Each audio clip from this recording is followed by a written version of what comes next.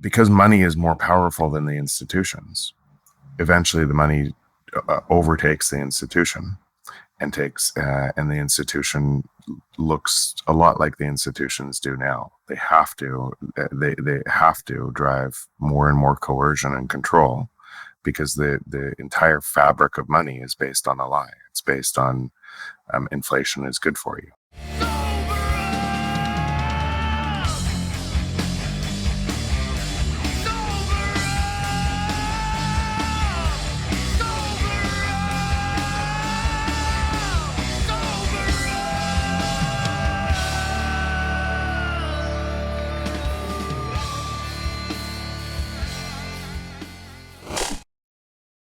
Hello and welcome to the Freedom Footprint Show.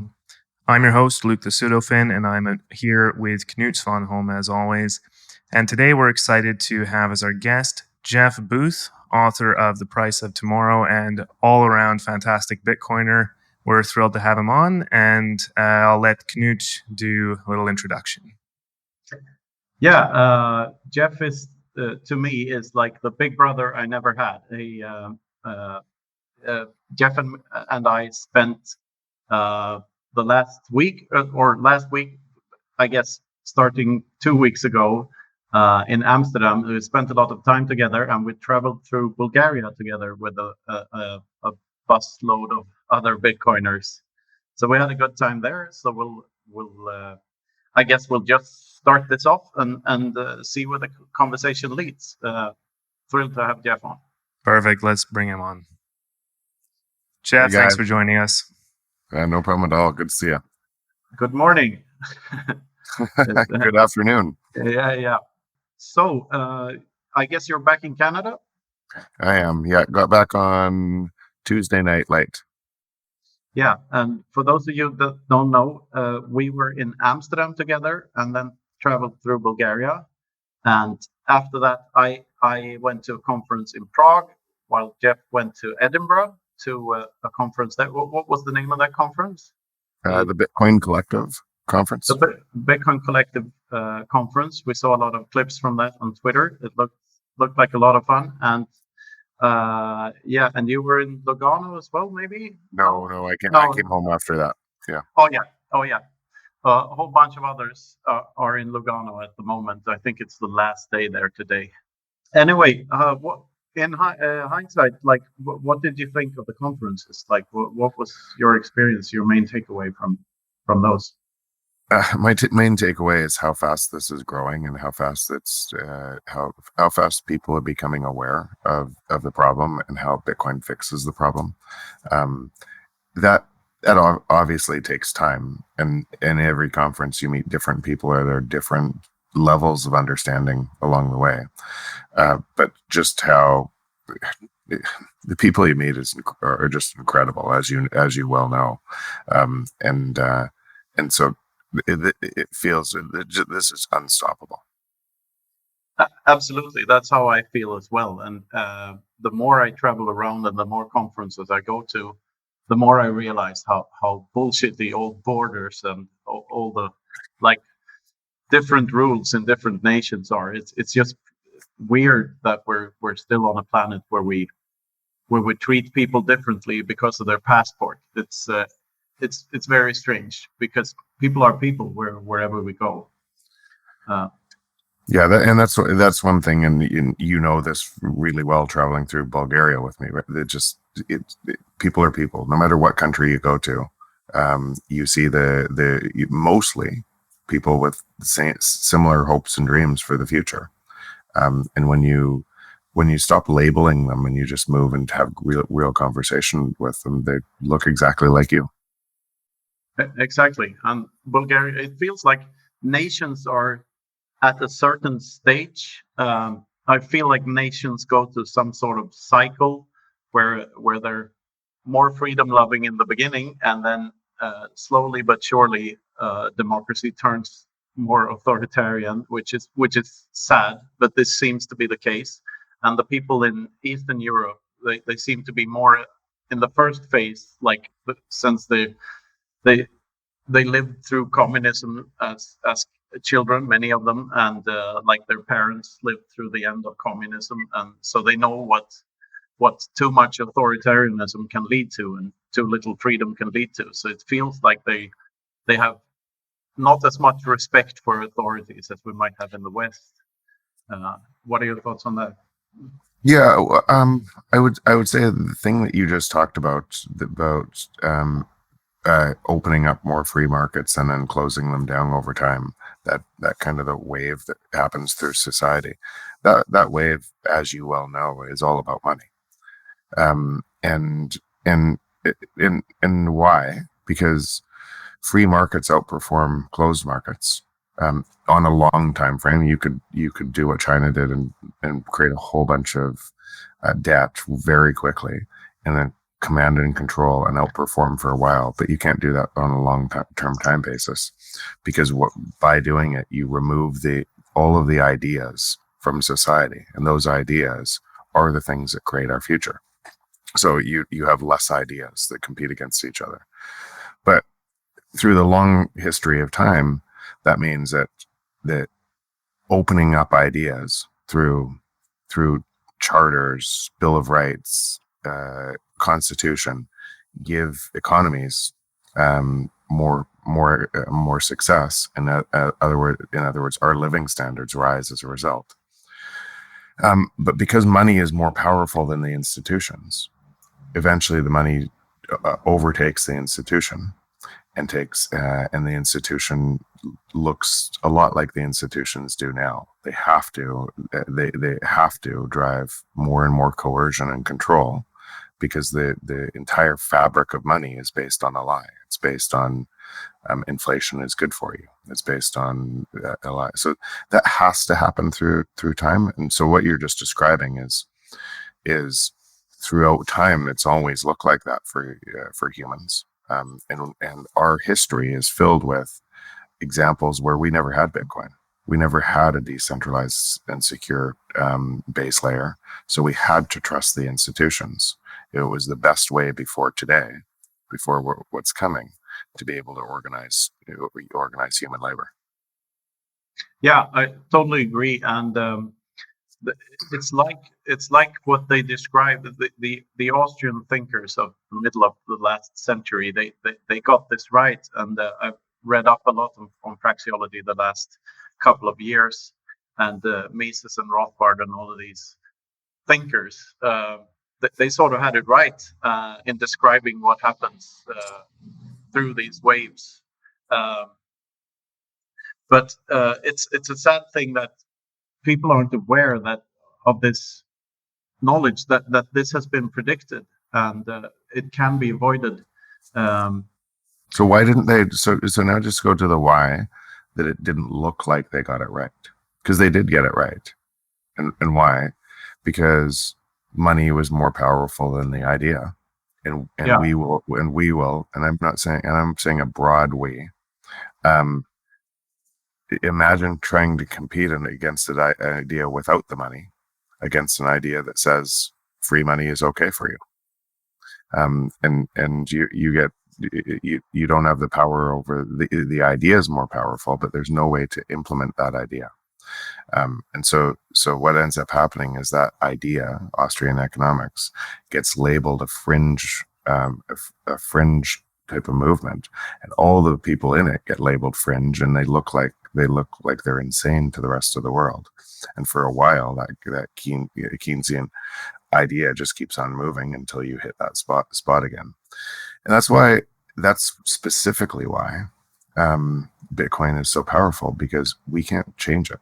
We would never have voted for it, right? Or not enough people would have voted for it. So it's imposed on us, and through game mechanics, and we can't change that, because as more and more people start using it, it makes it stronger for all of us without the ability to change it. Because without that security, without that rigid security about changing it, we would change it. If we could, or if somebody could control it, they would. History proves that. Yeah, and that's the saddest part. We did all this to ourselves every time it happened, because we trusted these institutions to do it for us, and thereby we gave away too much power to the people that shouldn't have been in power in the first place. If a money can be corrupted by humans, it will be. Not it might Yeah. be. It will be. Yes. And yeah, that's why we're both or all three of us are so excited about this new unstoppable thing. And when you say it's imposed on us, I would add an asterisk to that and say that it's totally voluntary to join the network, and to what extent you choose to not to join the network. You can put 1% of your net worth into Bitcoin, and it's still better than having zero. So you can at least have a look at what the future looks like. And I should probably qualify that imposed on us. I mean, it imposes on us a system that we can't change the rules. And the people that are moving into that system, openly choosing to go into that system, are creating more value in that system, and every time you add somebody new to the system, it adds more value to all participants in the system. And makes that stronger and stronger. But the system is imposed on us. We cannot we can't say, well, I'm going to debase my currency. Nobody can do that. And so what that means is all of the productivity gains that we derive in the future flow broadly to society instead of get concentrated by a very few at the top. Yeah, and it's a beautiful thing to see it play out firsthand. And we're like the first generation, and like at the very forefront of this thing, and we can see it just by how we interact with one another as Bitcoiners, and how much better that world is. That's one of my key takeaways from the conference is like how optimistic they are about the future, instead of like focusing on this, because everyone in all the conferences are very aware what the alternative is with CBDCs and CCP style constant boot to the face dystopia. Like, nobody wants that. But if you know Bitcoin deep enough, you know that you have an alternative, and that it doesn't have to be that way. A non-violent protest that all you have to do is walk across the bridge. All it takes is curiosity and an open mind, and to see the truth. Yes, an open mind. One of my favorite quote machines is a fantasy author called Terry Pratchett. Do you know of him? He wrote the Discworld novels. One of my favorite quotes of his is like, the problem with an open mind is that people will come along and try to put stuff in it. and I think that perfectly describes all the noise that gets dumped into our open minds all the time, and we're led to believe that all these shitcoins and other alternatives have any value. And you recently wrote an article about that, how to find signal in a noisy world. Could you describe that and what that is about? Yeah, the article is really about why if what we know is happening, that you're in this transition, why that would be confusing to most people in the world. And first off, technology generally is confusing. Most people don't realize, even though it gives them value, they don't realize how much value and how their minds will change to use the new technology until it's in front of them. And they can't see it until it's delivered. I use the example all the time. I loved my BlackBerry. I was convinced I would never change out of my BlackBerry until the moment the iPhone was in front of me. And then I dropped my BlackBerry, and I couldn't have predicted that behavior before it was in front of me. So if as a derivative of that, how could any central bank control predict all behavior of everything in the market before it's there? It's impossible. So, but one of the things, so in that article was, if technology is hard to understand, protocols are extraordinarily hard to understand. So and why protocols are hard to understand is you don't understand what's available to the next layer until the layer is there. So TCP/IP was by DARPA in the 60s, late 60s, but it wasn't until layer 4 HTTP that it connected the World Wide Web. through hyperlinking. And remember, that's layer 4. That's 30 years until layer 4. And then and why is because those protocol layers harden, and they have to be hard. They have to harden to be able to, because if they're fragile at the bottom, everything fails.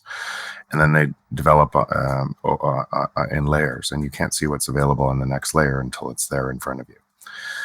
And even in 1989, at the dawn of the internet, most people would have looked at that and said, "This is a joke. There's nothing here." And look what, and then it took 10 years till 99, even and more. Google didn't even start till 2000, right? Until some of the value started really accelerating on top of that. And that protocol stack is what we use today for this Zoom call, just about everything. Yeah. And so, and again, we can't predict what's coming until we predict looking backwards. We don't predict looking forward what's coming, and we easily fall into that trap. So you have this really interesting technology that is not just a technology; it's a protocol stack called Bitcoin. And the first layer is that decentralization secure layer that many people call the asset, the pristine collateral of Bitcoin. And then you have an existing system that all money is information.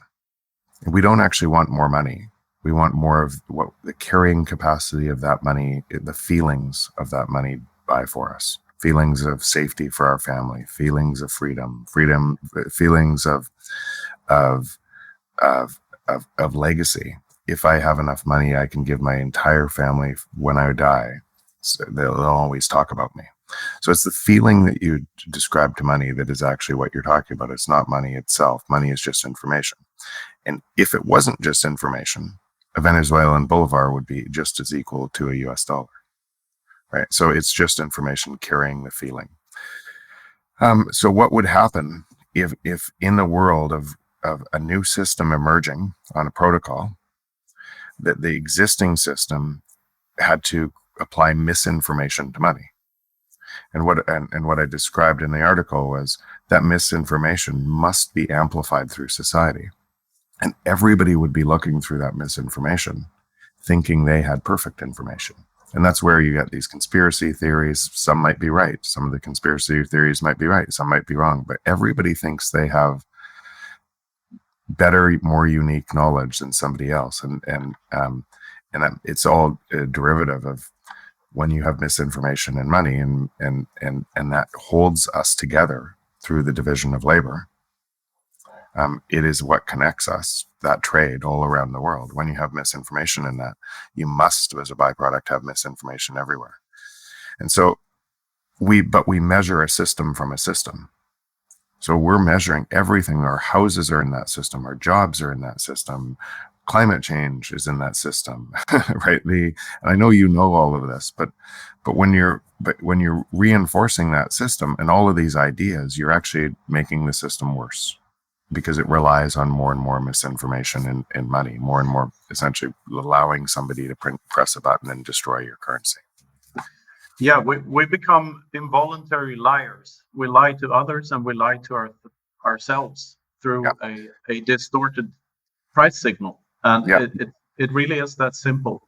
It's really that simple. Really that simple, but it's hard to see. It's hard to see because and there's a lot of people in that system that don't that you just nailed it, that don't realize they're lying to themselves. No. But if you pull out, that's why I did it with the article. If you understand that money is just information, and then you realize, is it okay to distort that information? What would happen if you distorted that information? Then people can see themselves in the misinformation and hopefully start to understand what's happening in the new system is emerging alongside that, or beside, outside of that system. Yeah, this is, by the way, I think, as you know, I think about this every day, and I know. The flip side of that coin is so optimistic to me, because it means like what we're living in now, when we say misinformation and lying to others and lying to ourselves, what we're effectively doing, each time we use a euro or a dollar or yuan to pay for anything, we're stealing from our children and from their generation, because they have to accumulate more debt. So we're borrowing from our children, and yeah, borrowing is the wrong word. It's actually it's way worse than that. Yeah, It's what we're actually doing is driving the world to a precipice of you to take the world to war, because it's easier to believe, like what we just described there, what we were talking about there, that misinformation, because people don't see it every day. They don't understand the plumbing of how a system works. They don't understand the plumbing of how the existing system works, and they sure don't understand how the plumbing of the new system at Bitcoin works. So we get value from what's on top of the plumbing, right? So we get value from everything built on top of the plumbing. So when the plumbing has misinformation, or when nobody wants to look at that level because it's too complicated. They trust other people. And that means it's way easier to divide other people and say it's that person's fault, or it's that person's fault, or my group is better than that group, in-group and out-group bias. And because that's easier, we become victims to that control of electing new leaders, new faces who will divide us from other people on this planet, first in our own country and then other people in other countries, to be able to try to retain power of continued misinformation. Yeah. And so that takes the world down a really terrible path when we're all connected. We're all connected all over the world, and we're connected through that division of labor. And so if we're not connected, just imagine yourself trying to do everything that you take for granted in your life, to be able to like look around the room you're in, and you know this, right? Like, look at all of these things. Look at all these things we take for granted. If you had to try to create all of those things yourself, it would take 20 lifetimes. There two talks come to mind. One, there's a TED talk about a guy that tried to make a toaster from scratch, like mining the iron ore and melting it down and trying to make a toaster from scratch. It took him like eight years or something. Right. And the other one is Milton Friedman's classic speech about the pencil. And how all the components in the pencil came from different continents, and that there were no central planners involved whatsoever. It was just supply and demand, and the division of labor and the free market doing its thing that made that pencil come to be. And I find this extremely fascinating. And as I said before, the flip side of the coin of every transaction being at least partially a lie. In Bitcoin, the very opposite is true. So you're forced to be truthful to others, but you're also forced to be truthful to yourself. And hanging out with Bitcoiners, you see it in every Bitcoiner. They take care of their vices and they become better people. You can see Bitcoiners are not in it for just some quick party and buying Lambos and stuff. You can really see this lowered time preference within the Bitcoin space, and how they really start families and think about their future. And I think there's so much there, so it gives me a lot of hope. Yeah, I agree. I agree with you, and I want to be careful about labeling because in any group, you're going to have different people with different understanding, and you're going to have some great people, and some not so great people in any group. But I will totally agree with you on what the majority of what you see in Bitcoin as people come to understand it is you see integrity, you see hopefulness, you see people that want to make a positive change in the world and are making a positive change in the world. Yeah, I see open minds, but with intellectual honesty. And the way I see it, an open mind is worthless if you're not intellectually honest at the same time. Yeah. And that I know we've been talking about this a lot, but you often talk about a bridge to the other side. And what is your vision of what that other side looks like? Like, Yeah, so I think first, because some people might not have heard this on your show. One of the things I think about is, or a way to explain this is, if you were in Sears, as an executive in Sears from '95 to 2010, Yeah, you for would, Europeans that are listening, yeah, Sears was a big retail chain in the one, US, right? Yeah, one of the largest, second like to Walmart. Walmart. Yeah, Yeah, yeah, if you were in Sears as an executive during that time, you would have seen a world that was collapsing, right? And it was getting harder and harder and harder. And the more you were pushing, the harder it got. And if you were an executive in Amazon at the same time, you would have seen a world of growth and hope, and it's exciting. And so those two, same world, two different frames of view. And depending which one you were in, you saw collapse or hope. And that's at a company level. But what would happen at a monetary level that affected every other decision on the planet? That's what's happening at Bitcoin. And so two frames of view, one hopeful, abundant, and growing fast, and then one collapsing and getting worse and worse and worse. And the people that are racing and giving more power to the one that's collapsing are actually making the one collapsing stronger, in control over them. And the people that are just walking across the bridge to Bitcoin are making that system stronger. And if Sears had failed in '99, people would have really cared. When Sears failed later on in 2010 or so, nobody cared, yeah, because the new transition to the new system was more complete, and they were getting more value in the new system. So that's what's happening today on Bitcoin. One important thing tied to this, and all in technology, or most of the public companies in technology, about 70% of the value of the technology is derived from a network effect. So, and a network effect is defined. Many people make a mistake on defining it. They think it's growth. And a network effect is defined as every user in the network makes the network stronger for all other users. yeah, And so, for a long time, you had a network effect in the U.S. dollar. There was a really powerful network effect that actually did that. For the most part, did that. Right? You could say it didn't for Africa, it didn't for South America, but for many users of that system, it made the network stronger for all other users, which now is going in reverse. Every user makes the system weaker, and you have a network effect on Bitcoin and Lightning and everything that's building on top, that literally every single person is making the network stronger for every other person. And so that transition, and that's why it's unstoppable, because it derives so much value to us over time. And well, depending on your view of that, if you haven't experienced it, you would say, oh, that's a Ponzi scheme. But if you've experienced a transaction and how easy that is and how fast that is, and you can transact with anybody you want outside of a system, you can peer-to-peer money anywhere in the world, it's amazing. And then you'd say, well, how many people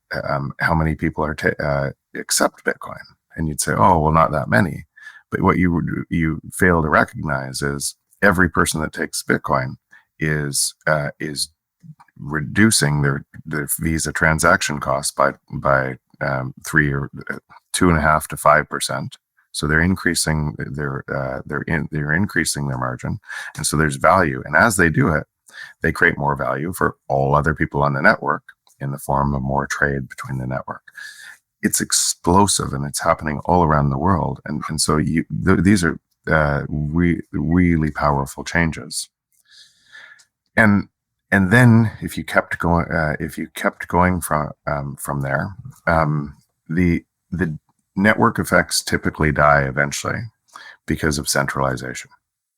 Because once you centralize control into an organization, the organization has to sacrifice some people for the core. Right? So if you looked at Google or YouTube or any of these networks, or Facebook, or PayPal, they're actually trying to stop people from transacting or taking people off of their network, and people start to get mad. So it doesn't satisfy that every user makes the user network stronger for all other users anymore. And normally it would open up an opportunity for that monopoly to be disrupted by new technology that satisfies that again. In Bitcoin, and this is a nuance that I don't think many know in the space, it does the same thing, but it keeps it all decentralized and secure. And so it relies on decentralization. So you don't get that monopoly power over us that can change the rules. So you have a network effect that literally could grow forever. Yeah, I totally agree. And this is one of I've written a lot about this because I find it so fascinating. It's called Metcalfe's law, that states that the value of a communications network is equal to the square of the number of users. If you have 2 telephones in a village, you can call 1 person. If you have 3 telephones, 3 people can call 2 people. So it's it grows exponentially, as you say. And the way I see it, like when you hit when all people on Earth are onboarded with Bitcoin, or like at least everyone with a smartphone, it doesn't stop there, because then you have all the money in the world, and then that gets funneled into Bitcoin. But it doesn't stop there either, because then you have all the other value of all the other assets, and you have a more and more productive world, since you have a more well-oiled global free market machine, more division of labor, better everything, and it just doesn't stop. And I'm thinking about this a lot, as you know, and I just don't see an end point to hyperbitcoinization. No, that's exactly it. It keeps going, and so they're completely mirror images of the world that we could live in, and you know this, but completely mirror images. Technology is exploding; it's getting faster and faster. Eventually, there's going to be artificial and general intelligence, and that artificial general intelligence, you could say it's going to be 10 years, 15 years, 20 years, 5 years. Doesn't actually matter. The trend is towards it, and so that is efficiency gains at unparalleled, productivity gains at unparalleled to what society's ever seen. And so in that world, you'd have to ask, and by the way, another track is robotics is moving in the same thing. Micro robotics, macro. When I say robotics, people will think, oh, the dogs with guns on, Boston Robotics, or the back-flipping robots. But every use case of robotics, from nanobots all the way up to all these different use cases, is moving on the same general trend. So now merge those two, artificial intelligence and robotics, and ask yourself, at some time in the future that is trending there anyways, and it gets better, these things get better each year, what can you do better than that machine with general purpose intelligence? And you'll find very, very few things. I don't think there's all things, but I think very few things.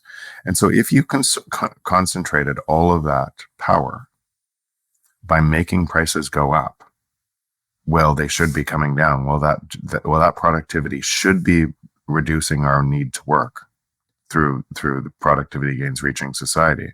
Then you have a very dystopian world controlled by 1, 2 people. I suspect it would never get there, because we would destroy our world before it got there, because of that fight.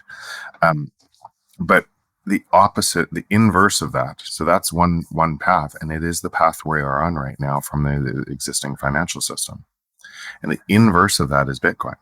And the inverse of that is the productivity gains from all of that development flow to us, and we control it. And we control it, and we get most things in our life become free. Yeah, it's totally mind blowing, because it's literally 1 divided by hyperinflation is hyperbitcoinization. Exactly. About networks effect, if you look back at I think it took the TV 50 years to reach 1 billion users. Radio like 75 years, and the internet like 4 years, and then Google and Facebook 2 years. So each time this happens, it goes faster and faster because we're standing on the shoulders of giants. We're building on top of other networks. Pokemon Go had, I think, has the fastest rise to.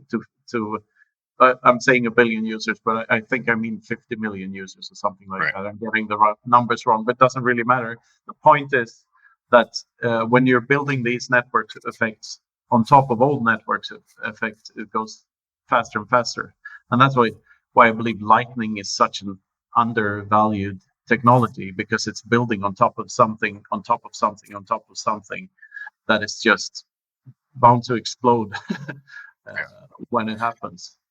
Yeah, and I think you probably heard me on Preston's podcast talk about this, but you and I talked about it on the trip. But really, if you think about us as humans, we're a rung on an evolutionary ladder, searching for more energy, storage, and compute.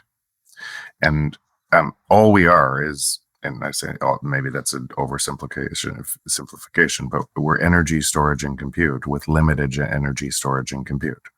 And how we link together to create a supercomputer is through that trust of division of labor. And you can prove it because where there's high trust and division of labor in free markets, the supercomputer has more power. And then if you added more people, the bigger cities have more supercompute because they have more more of these ideas that are creating ideas and more value. So people move to the cities, and smaller towns historically didn't have as much supercompute because they weren't connected.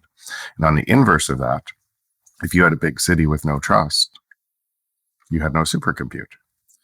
And so we are limited energy, limited storage, and limited compute that link together through that trust to form a supercomputer. That's what we are, on a search for more energy, storage, and compute. And as we find more energy, storage, and compute, whether it's fire moving to coal to oil, higher utilize it to nuclear potentially next, or wherever, our machines can do more than us, and and they free our time. And whether that's our machines in the industrial age doing more for us to free our time so we could have more leisure, or in storage, whether the Gutenberg printing press gives us an ability to extend our brains into storage, our limited storage, into a book, that then we can massively increase storage. And then we have more brains that can look back on that storage. That's what life is. And so when you said we stand on the shoulders of others, of course, because we are limited storage, energy, and compute on an ever increasing, looking for more energy, storage, and compute to make our lives better. That's what life looks like. Yeah, but if we continue building CBDCs upon central bank false promises, we're standing on the shoulders of midgets and not giants. Yeah, they can't, and that's actually why they can't work, because of what I just said. Because if I can't predict my behavior change from an iPhone, from going to the iPhone, if I can't predict that, and then it was in development for 3 years before I even knew it was there, how could any central authority predict behavior change or what should be required for all society? And this is where you get into praxeology. Yeah. It's literally impossible. Living standards must go down as a consequence of that. They have to, because you don't have all of the idea generation that is creating better lives for all of us. Yeah, all ships rise with the tide, as the saying goes. Yeah. The only way you can equalize stuff is by chopping off people's legs, and that's generally not a good thing. Yeah, and you could, and in time, you could make that system work if enough people bought into it. In history, the pyramids were built under that system. Yeah. Right? But it would have looked really ugly for most people in that system. Yeah. I just saw, speaking of the pyramids, I just saw a headline about them, that some researcher had figured out that they were not built by slaves, but by state employees doing mandatory work. And I found that I thought it was a perfect metaphor for what's so misunderstood in today's world. They think there's a distinction between the two. Like it's the exact same thing, of course, like mandatory work, but that is slavery. Yeah. So, but speaking of these, like now when we have the internet and we have Bitcoin and all of this stuff, you could view the whole world as a super city with all this extra compute everywhere, and you don't really need to be in a big city in order to share the ideas with everyone else. And we ended up on the island of Madeira in June, and we're working. We announced that project, the Free Madeira project, in Amsterdam, and we talked about it at the Liberty in Our Lifetime conference in Prague as well last week. So, how did you end up in Madeira? I'm still trying to figure out how I ended up in Madeira, but I'd like to hear your story. How did you end up here, and what do you see for this organization in the future? So yeah, it's serendipity of that. So Andre, who is Madeiran, prior to prior to all of this, he just called me up one day or DM'd me and asked, "Hey, I'd really like to translate your book into Portuguese. Would that be?" And so I developed a relationship with him and said, "Oh yeah, no problem. That'd be great." And so we became friends through that. And that's my story. With Andre. Yeah, and it just shows how every single person, if you don't think you have power to change things, then you're right. You don't. If you think you do, all it takes is a phone call. All it takes is actually trying to do something and push the world forward. So he did that. I didn't do that. He did that. But we drove a connection between us. And then he said, where this is going, we need Madeira to take a lead. And so he talked to the president about potentially what that would look like. And as he was talking to the president, he pulled in a bunch of Bitcoiners, you being one, Daniel Prince being another, to say, what would it look like if we brought the president to Bitcoin Miami, and what would that look like, and could we get the president to understand why this is an imperative for Madeira and the world? And through that conversation, the president and team came to Bitcoin Miami, and then asked us to come back to Madeira to talk about how could we implement a strategy there that created Madeira as potentially a new Silicon Valley of the world. And because today an island nation can compete with any other nation, because you have satellite communications, you have decentralized work. You don't have to be centralized in the biggest city anymore to be able to tie into the world into the world's compute. And so he saw that, and he understood that Bitcoin isn't just, it is a monetary network. It is going to be the new peer-to-peer internet, but it wasn't just that. It was, there would be no way to attract the best talent in the world building the new future unless he was Bitcoin friendly. And so, that became a requirement for Madeira. And so he got more and more involved and is really excited about the project that's happening. And then as a consequence of that, I've already set up a business in Madeira. I am looking to purchase in Madeira. For now, probably not to live there, but certainly for geographical arbitrage. That because the world's becoming a more risky place, and Madeira seems, assuming that this keeps on moving forward, seems like a really great place to be. And so,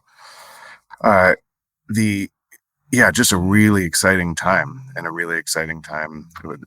The trip we were on with all of the Bitcoiners, Greg Foss, Larry Lepard, Obi, you, it was just, how can you not be excited when you're No. getting to do this in the world and make this change?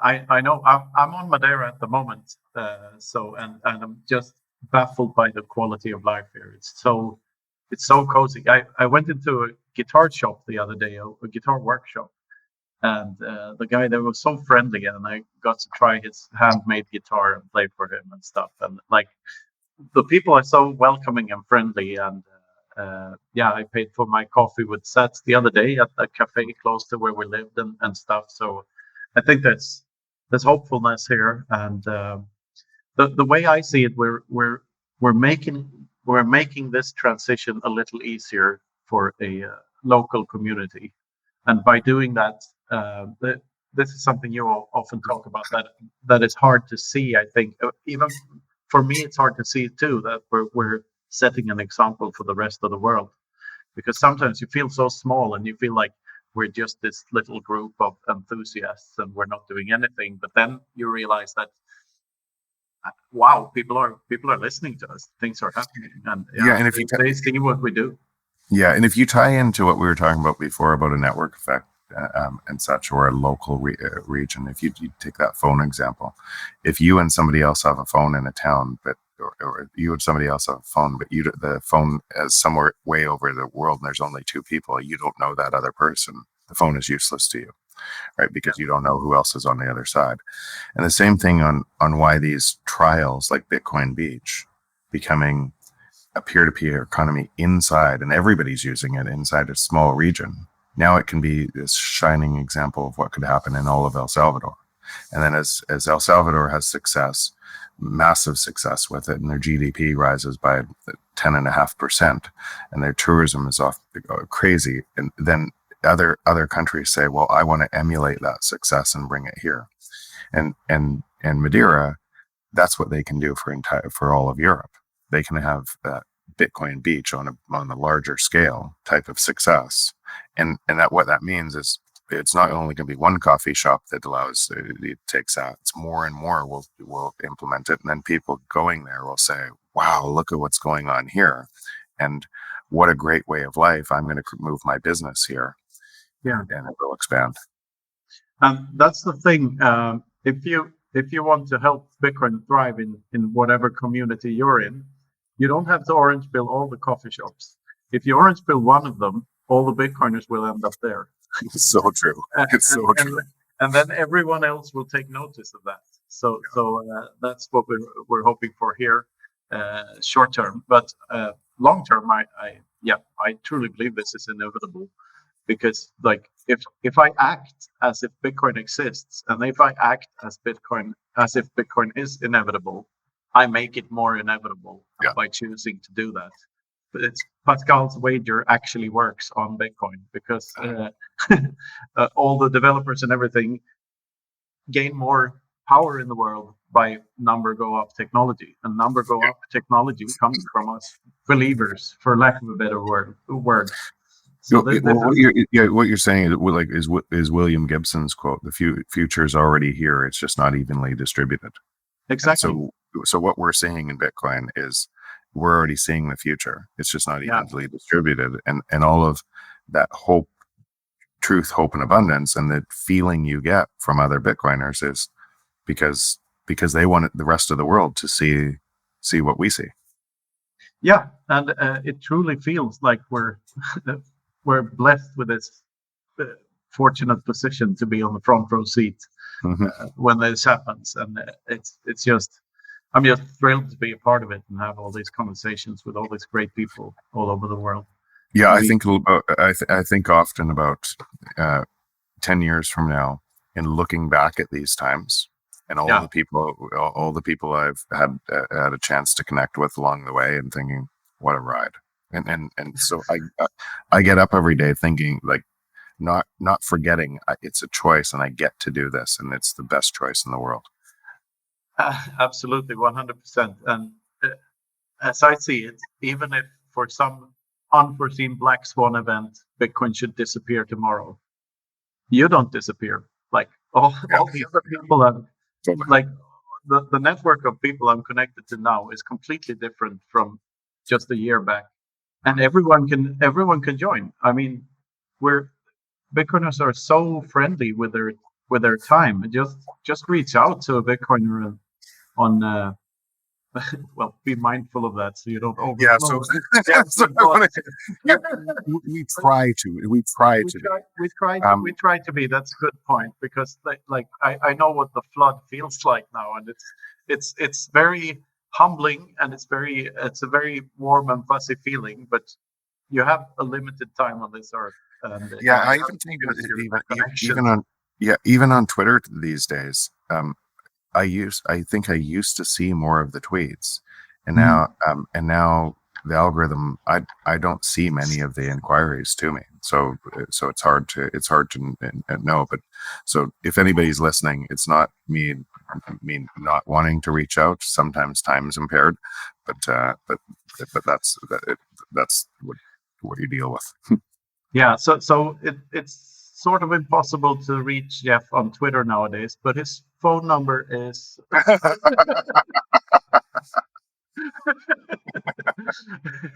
Your background blurred that out. Okay, that's a good thing.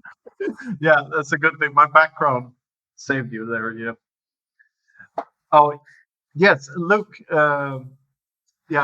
has been got carried away here. Do you have any further questions for Jeff? Well, no, this was excellent. Wow, 50 minutes, and I didn't chime in once, and I think that's a good thing. The two of you talking together is beautiful to see. I'd like to quickly revisit one point you mentioned, Jeff, about kind of the unequal distribution of Bitcoin now. This is something that I've been thinking about, and I've also been seeing a little bit of talk on this on Twitter. How is this going to look like, do you think, when Bitcoin has properly distributed, but there is such a massive distribution for certain individuals, especially give an example, Saylor having the 130,000 plus in MicroStrategy, etc. How do you think that looks? Luke, I'm glad you asked that, and because I think that what you just described is actually what holds a lot of people back from looking at Bitcoin, because what they believe falsely is that it just transfers power to our new overlords, and those people make all the rules. Mm-hmm. But having more Bitcoin doesn't give you any more power over the network. And so that's called proof of stake. Yeah, exactly. But more than that, over time, is you're not able to buy more Bitcoin because Bitcoin starts running out. Is you're not able over time, that means the only way to accumulate more Bitcoin is provide value to other people. Mm. And that's the more powerful thing. So what that means is, if you just think today, there's 56 million millionaires in the world, and there's 2,750 billionaires. All of those people, the control function of the world today, can't get a Bitcoin. Right. And so now imagine Saylor, who has 130,000 Bitcoin, and remember, those 130,000 are in his company, so they're broadly distributed to all of the people that are owners of the company through stock. But let's say an individual has a lot of Bitcoin. Now, how do you keep your Bitcoin? And because you still have to live, you still have to pay for things, and so you're distributing your Bitcoin constantly, and you're distributing it to people who provide you value. And let's say you wanted to do the inverse. I'm going to try to control other people, and let's say a really extreme example of that control. I am going to hire a standing army, and I'm going to try to control people. Well, by hiring that standing army, you're distributing all your Bitcoin, and you're giving away your control, your supposed control function. So it naturally distributes over time. Couple other things tied to that.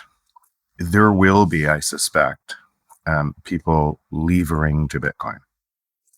But because Bitcoin is, and levering applying debt to Bitcoin, but because Bitcoin doesn't require debt for velocity of money, what that means is in the free market, as prices are coming down, if you're leveraging your Bitcoin, you have either a usury interest rate, right? It's a staggering interest rate if you're taking debt on, because it keeps going up in real terms, or and on the other side of that transaction, it means many of those companies that you're trying to do that to will fail, and you'll lose your Bitcoin.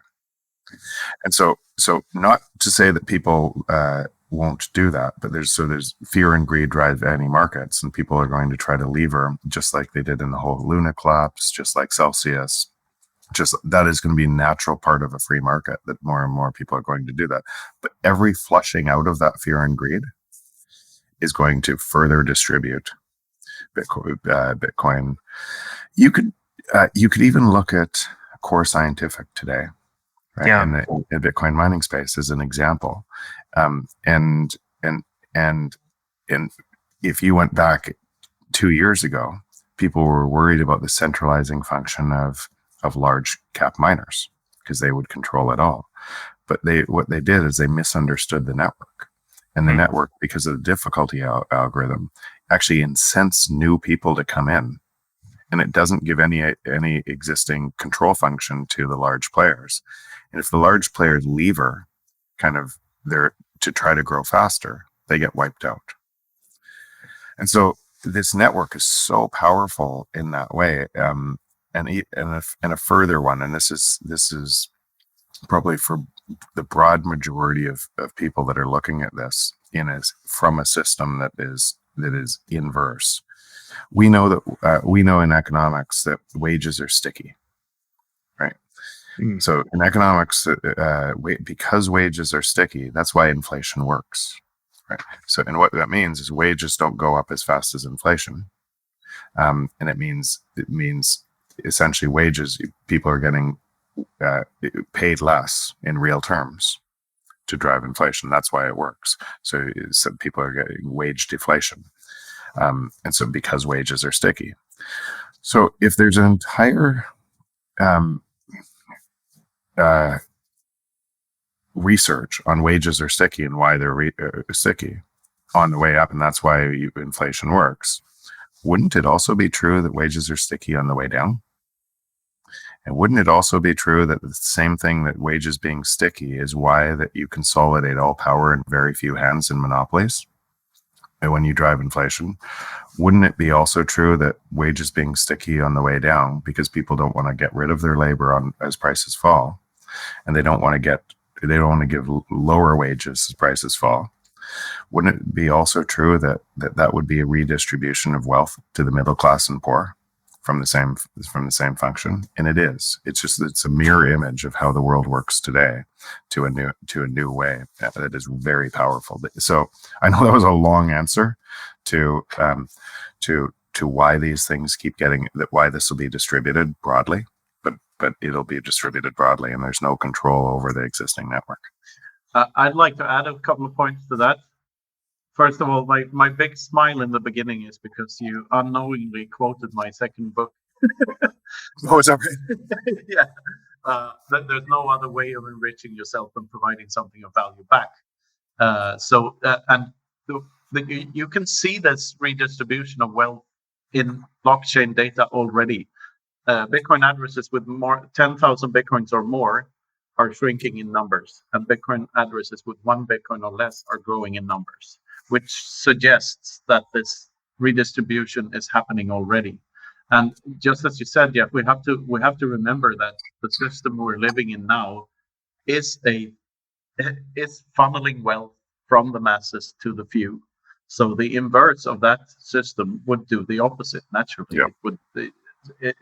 And someone hoarding Bitcoins is good for every other user, because you make the actual available Bitcoins on the market scarcer, and by doing that you increase the value of those Bitcoins, while you can't do anything without spending your stack, thereby enriching everyone else. So and this providing of value to one another being the only way, everyone who's in Bitcoin is already experiencing exactly this. And that's why we can afford to be so optimistic. It's not because we became shit rich. It's because we realized that we don't need to spend that much money. We can just embrace this thing and be more generous with our time and effort toward one another, and thereby living richer lives in terms of just the quality and the meaning of your existence. And I find that endlessly fascinating. And once you see it, once you swallow the orange pill, you can't go back. There's no It really is. That's why the Matrix is such a interesting example to this, because it really is what you just said. And I think for people in Bitcoin, that's an important thing to realize in meeting other people where they are instead of where you are.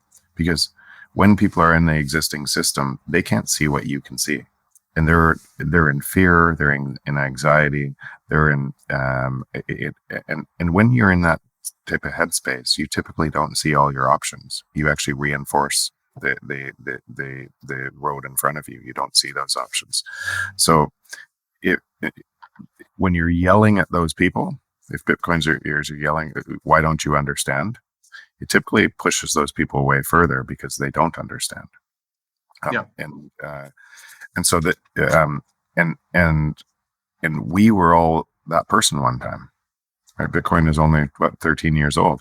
We were all that person at one time, and we didn't know this either. And so it's the other thing which I'm excited about is what we're talking about right now is the plumbing level of both systems.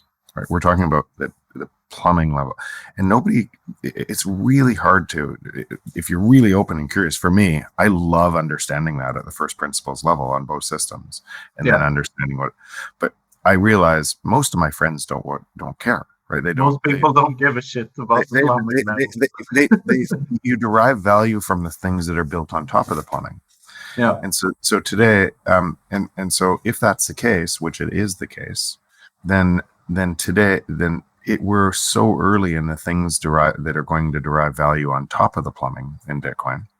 Lightning was an interaction that now stores could start to do it, but we're really early in that process. Fediment, bunch of the other companies that we're investing in are now making it ubiquitous and easier to be able to derive value on top of the plumbing, and they're early in that progression. But if you're investing in that space or getting to focus where the builders are in that space, it's impossible not to be really optimistic. It's incredible what's coming, and I liken it to investing and creating businesses early in the internet's growth. It was a really exciting time because you got to see what was coming before it was widely available. And this is a way more powerful. I know that the internet was extremely profound in all of our lives. This is so much more profound, and then we're at the beginning. Yeah.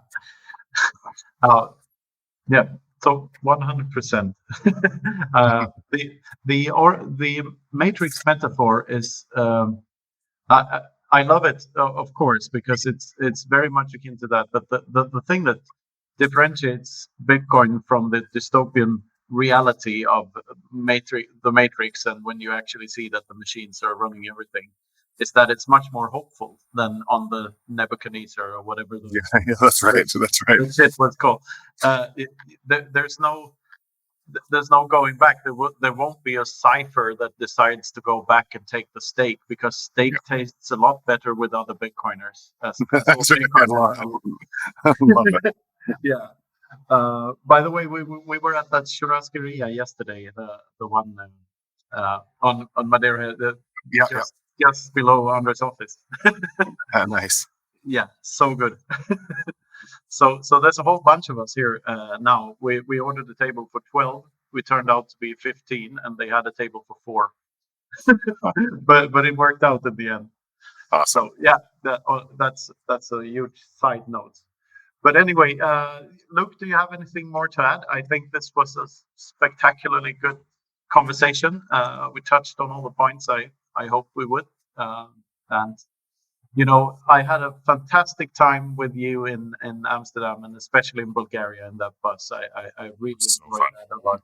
And Bulgaria is such a fascinating country. If you ever get the chance to go there, please do, because there's 8,000 years of history, and you can see the world through all these historical lenses and the ups and the downs of all the civilizations. It's just, everyone should visit an old communist country to see how bad that shit can go. So, but yeah, the people were so friendly, and they just a fascinating trip altogether, and the people in the bus too, of course, especially because that was a wild ride. That was fun. Yeah, it was, and I really do think we should try to market "I survived 4 days in a bus with Greg Foss" t-shirts. I think that, I know at least 10 people that will buy them instantly. How can you not come out of that? He's the funniest guy. He's one of the funniest guys I've ever met. He's truly, he's so funny, and extraordinarily big hearts. Yeah. No, it's just fantastic. So, Luke, do you have any other questions for Jeff? No, I think this was a fantastic conversation. I'm glad to have been here. Thanks for your answer to that question, Jeff. It gives me a lot to think about, and I hope to continue these conversations going forward. That's part of what the show is about. So thanks for joining us today. It was an honor. Thanks a lot for your time. Thanks, Luke. Really great meeting you. We should also shamelessly shill all the stuff, like freemadeira.com. There you'll find all the information about the Madeira project, and also the links to the YouTube channels where the Based in Madeira podcast, the first couple of talks we had, they're from June. The first 4 episodes will be what we recorded in June while doing this think tank thing. And there's also a movie coming up.